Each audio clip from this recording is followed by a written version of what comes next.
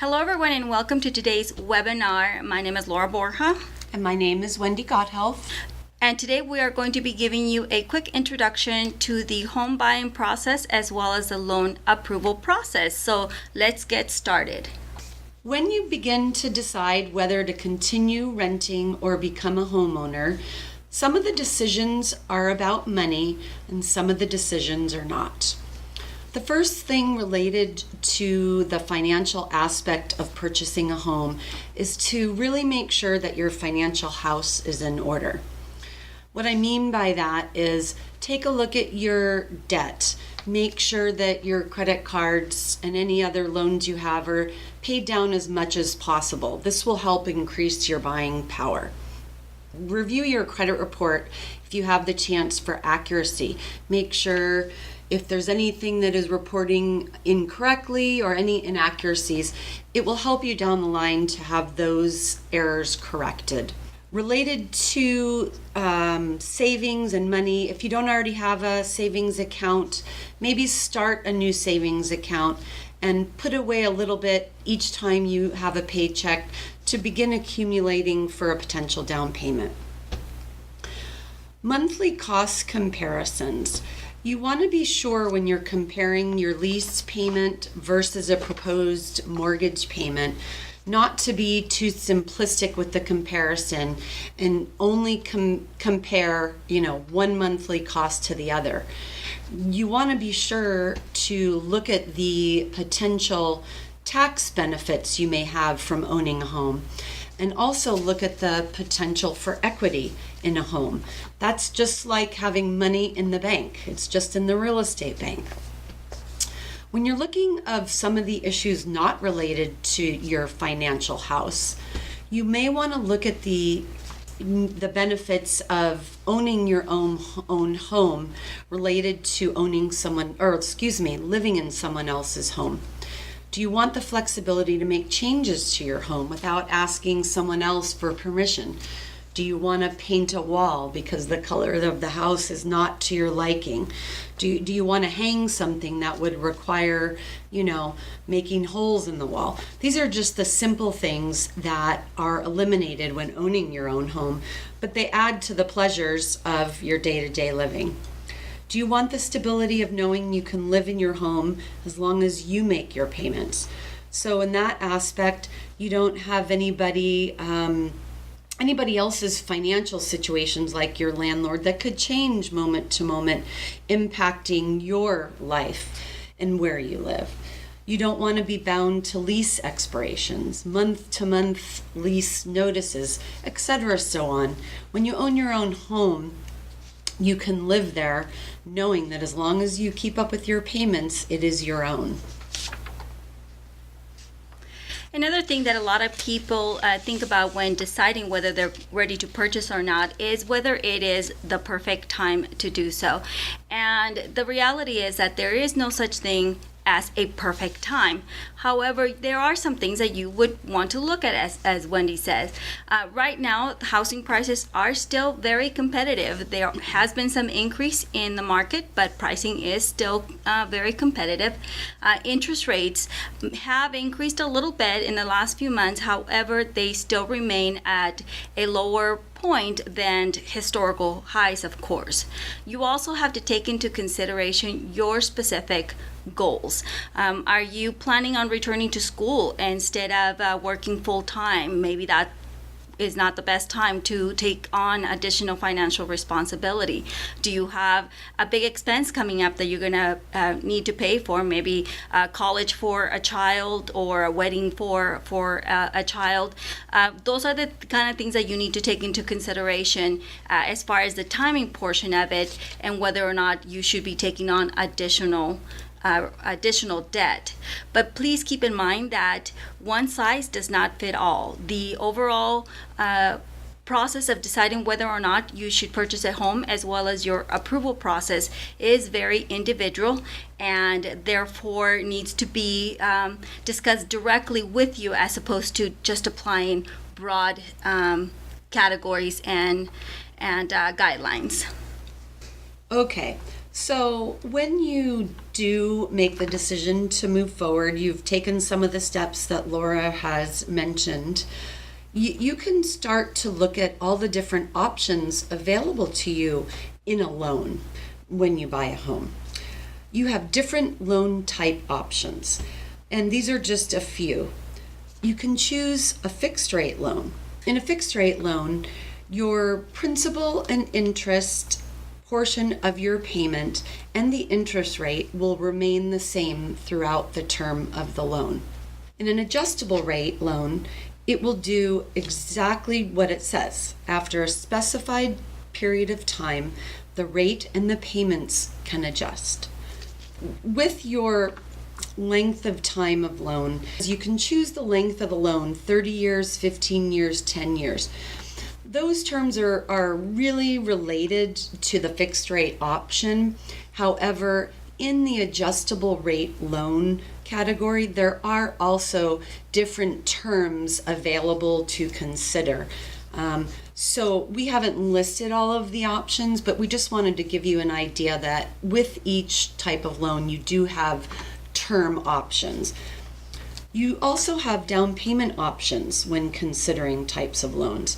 This is one of the things that are out there in the media, in the public in general, that people think that you now have to have the standard 20% down payment.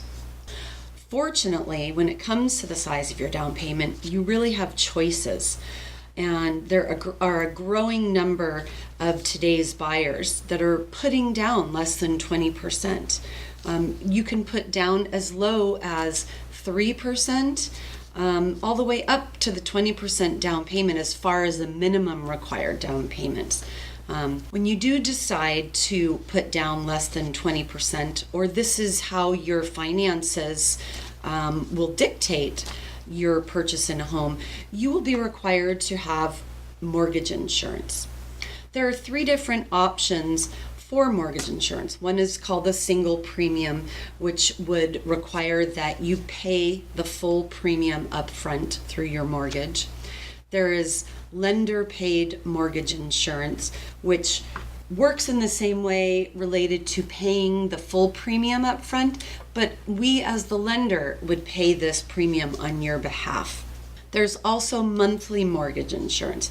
This will be in your monthly mortgage payment at a certain percentage, which is dictated by the exact structure and profile of you as a buyer, your credit score, the down payment amount, etc. So that will be included, as I say, in your monthly payment. So fortunately, you do have these choices, as I mentioned before. And like Laura said, you will have already carefully evaluated your finances, determining how much you can afford. And you will most likely be discussing this with your lender to make the best decision in what is right for you. Continuing on the topic of mortgages and loan programs, one of the things that you'll be discussing with your loan officer will be what loan program is right for you. With conventional loans and that mortgage insurance that Wendy just described applies specifically to conventional loans, though these other categories do have a variation of it as well. You can do as little as 3% down, as Wendy mentioned, if you are a first-time home buyer. If you are not, and depending on what your credit profile and your qualifying situation is, you may be required to put a little bit more down, but it's usually either 3 or 5%, and that's when mortgage insurance would kick in to protect the lender, because you are not giving the full 20% down payment. FHA loans have an upfront mortgage insurance premium, which you don't have to pay cash for. It does get rolled into the loan and financed into the loan, and it does also have monthly mortgage insurance. FHA loans are only for owner-occupied properties, and they require a minimum down payment of 3.5%. If you give a larger down payment, it is possible that eventually you can remove the mortgage insurance. But 9 times out of 10, if you're going with an FHA loan, you have to count on having that mortgage insurance for the life of the loan. If you are someone that qualifies for a VA loan because you are currently on active duty or have served in the military, that is a zero down payment loan as long as you are within the set county loan limits. Here in San Diego, the maximum VA loan is $580, $750. That is with no down payment. If you decide to purchase a home that is higher than that price point, then there's a calculation that gets put together to determine exactly how much down payment would be needed from you. But you are able to utilize your VA eligibility up to, above $1 million sales price. VA loans have what they call a VA funding fee, and that is something that, just like with FHA, they allow you to roll into your transaction. The great part about VA loans is that there is no monthly mortgage insurance at all. So you finance the upfront and that's it. You're done. You don't have to worry about making monthly mortgage insurance payments. And the fourth category that we have listed are USDA loans. And those are loans that are insured by the Department of Agriculture. And they are targeted towards properties that are in rural areas. So you're talking, Bonsall, Fallbrook, out in the East County, Alpine, Borrego. Those areas would be considered eligible. USDA loans do not require a down payment either. However, in order to use that financing for eligible property, you do have to meet the income limits. So they are meant for people that are within the median income of San Diego County and based on a household. USDA loans have upfront mortgage insurance as well as monthly mortgage insurance, just like FHA, but it's much lower amount on the monthly mortgage insurance. Okay, so beginning to determine how much house is right for you, you're going to work with your lender and loan officer on a mortgage pre-approval. These are the reasons why it is important. You want to be sure to start out with a clear picture. You want to figure out as best as you can what you can expect your payment to be, how much cash it may take to purchase your new home. And you want to know exactly what you can qualify for before you go out, start to house hunt and fall in love with a home. And the way that we're going to do that as a lender working with a new client is we're going to take a review of your credit report. We're going to look at your income. We're going to discuss your assets. We're going to try to help you figure out how big of a home you could take on, what type of a mortgage payment you would qualify for when you do put in an official loan application. And what this is going to do is this is going to help not only yourself, but it's also going to help the sellers that you will be working with when you make an offer on a new home. It will help them see that you mean business when you make an offer to purchase their home. A pre-approval for a seller is going to really guard them against last-minute surprises should you enter a contract.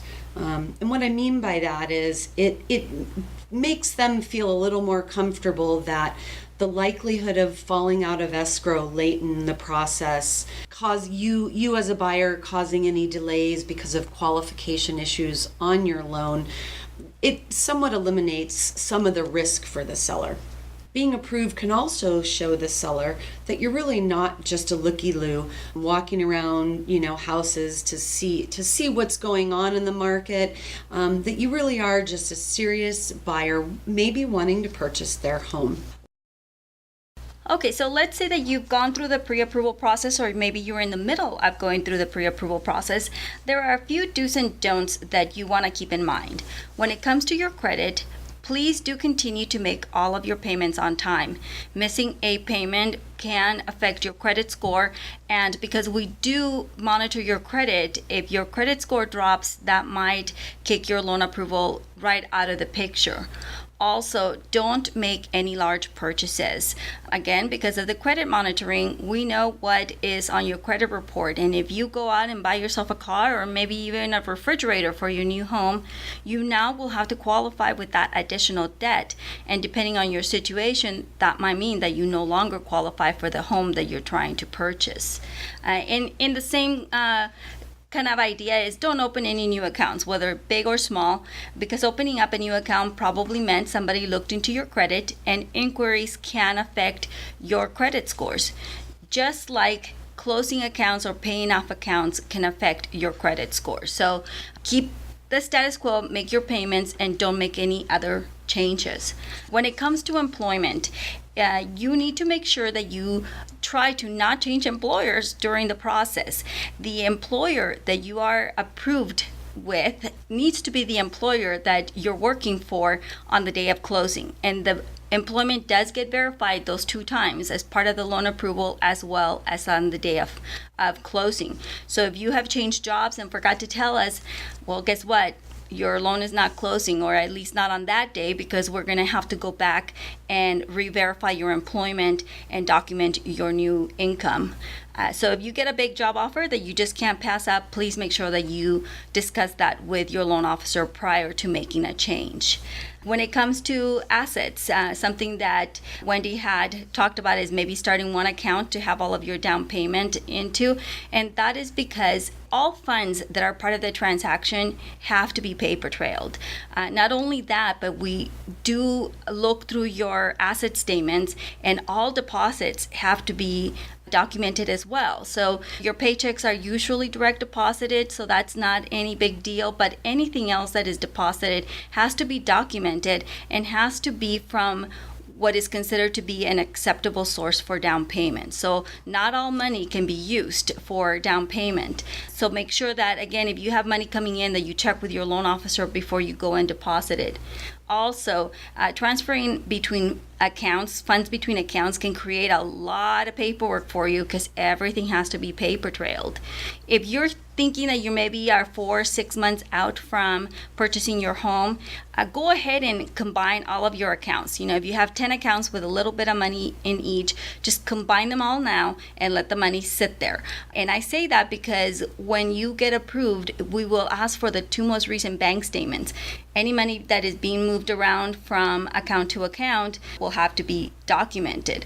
But if you think that you're ready to pull the trigger now, then just let the accounts be. It's okay if you have 5 accounts. Just don't move the money around until you get the okay from your loan officer. As part of the loan approval and real estate purchase process, you're going to be asked to sign a lot of papers. Some are going to be actual paper documents, some will be electronic.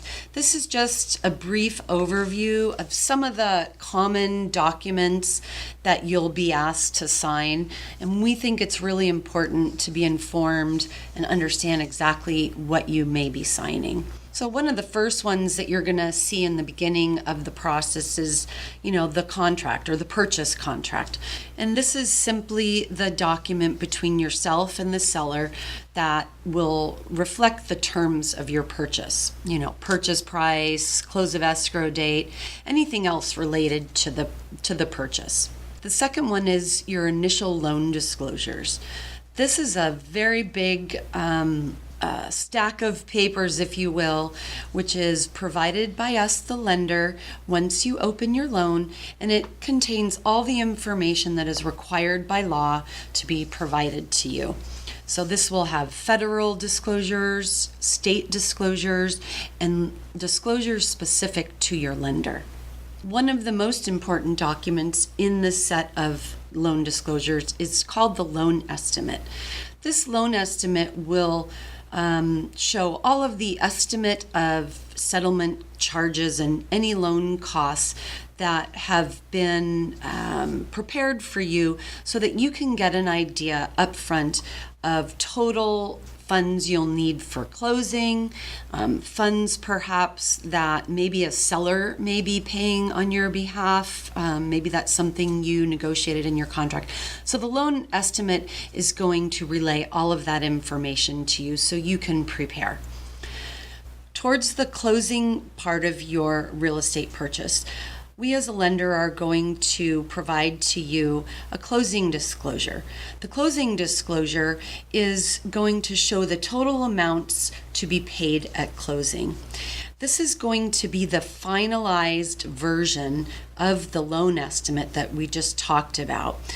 The difference between the loan estimate and the closing disclosure is the figures in the closing disclosure have been all verified. So the lender has verified all of their figures, escrow has verified all of their figures, and the closing disclosure is the vehicle which will represent all of these numbers.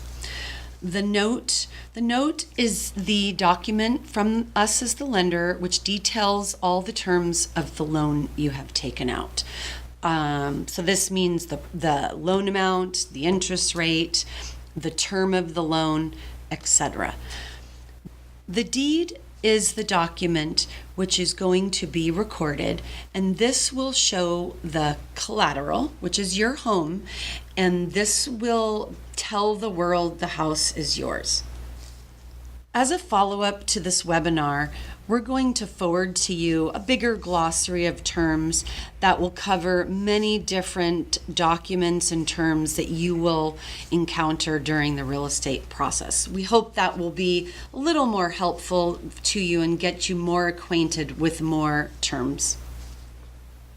Okay, so let's say you found a home that you really love and you are ready to go into an actual official loan application. So what are the steps that you can expect on the road to your new home? Well, we start off with completing your initial loan application. And so that is the official start of the loan process. Though you may have already been approved previously, and hopefully you did, which means that that portion will go a lot quicker because you've provided your lender with all of your documentation. But it's basically you saying, okay, I'm ready to go, and we are going to be moving forward with a formal loan application. After you do that, that is when the initial loan disclosures that Wendy talked about are issued, which include the loan estimate. You also want to discuss at that point, though you are not required to do it up front, but you want to discuss an interest rate lock. Most of the time, if you are entering into escrow and you're going to be closing in the next 30, 40 days, we are going to recommend that you lock in your rate. What that means is that the rate that your lender is quoting you is going to be guaranteed to you for a specific period of time. So 30 days, 45 days, you need to close your loan in that time, and that rate is going to be guaranteed, and any market changes will not be affecting you. But that means that that is for better or for worse, meaning that if the interest rates go down, that is still your interest rate. But if the interest rates go up, we're not going to be coming to you and saying, hey, guess what? Interest rates went up, so we're going to increase your rate. So typically we'd like to do it up front, but it's not required that you do it right at the time of application. You also are going to have the appraisal and inspections ordered. The appraisal is the valuation of the property that you're purchasing, and we do take care of ordering it on your behalf. Inspections like home inspections and termite inspections are actually going to be arranged by your real estate agent, and it's something that you definitely want to consider doing so you know exactly the state of the property that you're purchasing, because the appraisal only takes care of telling you how much the home is worth. Once you sign those initial loan disclosures, that is going to provide us some authorizations which will allow the loan processor to do verifications of employment, of your assets, and of any credit items that needed to be cleaned up because perhaps they were being reported incorrectly on your credit report. Once all of the necessary verifications are available, he or she will submit your loan to the underwriter. The underwriter is the person that is going to sign their name to your loan, saying that you are a credit-worthy applicant. We would like to say that your loan will only go to underwriting once, but that's usually not the case. We will submit your loan, and many times it'll still be pending maybe the appraisal or documentation from the escrow or title company. But we like to get you to that underwriting stage as quickly as possible so that we can put you in a position where you can remove any kind of loan contingencies that might be in your contract. So again, typically you get an approval, a credit approval with conditions. Once all of those conditions have been gathered and provided to the underwriter, then you're going to get your final loan approval. That means you are ready to close. The underwriter said you are 100% good to go, nothing else to be done, and that starts the home stretch to your new home. Your file goes to our closing department, where the closing disclosure that Wendy mentioned is issued to you. It is very, very important when the closing disclosure is issued that you acknowledge that closing disclosure either in person or if it gets emailed to you or if it's electronic signature, because a closing disclosure starts a mandatory 3-day waiting period before you can sign your final loan documents. And the final loan documents are the legal documents that make you responsible for the loan, and your property is showing as the collateral, as Wendy had mentioned. But again, the timing between the closing disclosure and the final documents is very important, so you definitely want to be aware of what is happening with those. Once your final loan documents are signed, which you will do in front of a notary, they come back to the lender and your loan funds. That means that we wire the loan funds to the escrow company to disperse to the seller, and the loan is considered funded. And we also give them authorization to record at the county recorder's office. Once all the documentation is recorded at the county recorder's office, which is usually on the same day as the funding, then your loan is closed and the home is yours and the process is completed. So, now that we've gone through a really broad overview of the loan approval process and home purchase process, we hope that you've learned some new facts, that maybe you didn't know before. Hopefully you've come up with some questions that perhaps we can answer for you, and we'd love to help you going forward.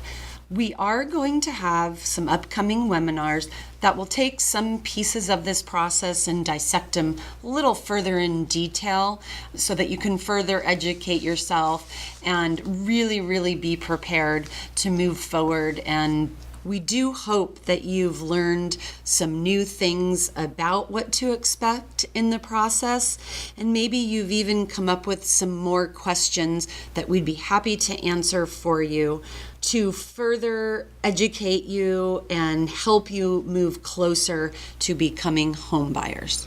And our contact information is on the screen now, so please feel free to reach out to us directly with any specific questions. And we would love to get your feedback on any topics that you would like to hear about in particular. But again, if it's specifically about you, by all means reach to us directly. We'll do what we can to help you out. So Wendy, anything else? No, thanks everybody for taking the time, out of your busy days to join us. And we look forward to our upcoming webinars and you joining us there as well. All right, bye.